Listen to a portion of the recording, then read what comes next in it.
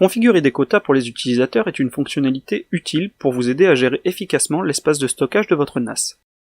Les quotas vous permettent de mettre des restrictions à la quantité de données stockées par les utilisateurs. Vous pourrez même assigner les quotas par utilisateur.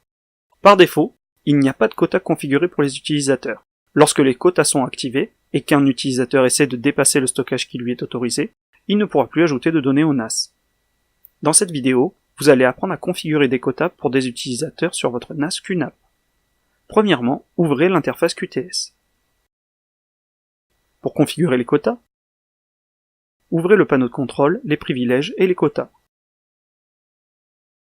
Puis cochez la case permettant d'activer les quotas pour tous les utilisateurs et définissez une valeur en mégaoctets ou gigaoctets.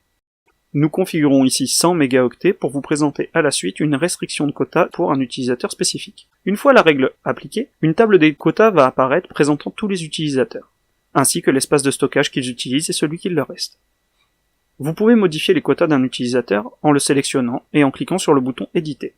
Après application, les modifications seront prises en compte et affichées. Cliquez sur Générer si vous désirez générer un fichier de configuration des quotas au format CSV.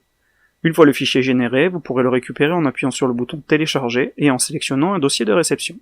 Il est possible de gérer les quotas utilisateur par utilisateur, en vous rendant dans la section Utilisateur et en éditant le profil d'un utilisateur.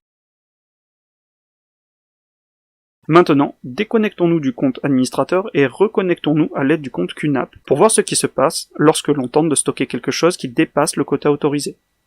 Nous allons en passer par FileStation et télécharger un fichier qui fait plus de 100 mégaoctets.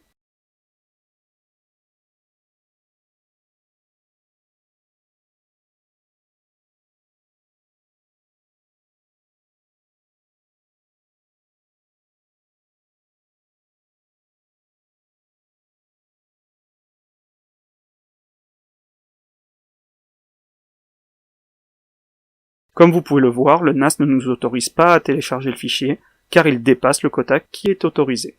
La configuration des quotas est très utile pour gérer l'utilisation de l'espace de stockage de votre NAS. Maintenant, vous devriez être capable de configurer les quotas utilisateurs sur votre NAS. Merci d'avoir regardé cette vidéo, et n'oubliez pas de vous intéresser aux suivantes.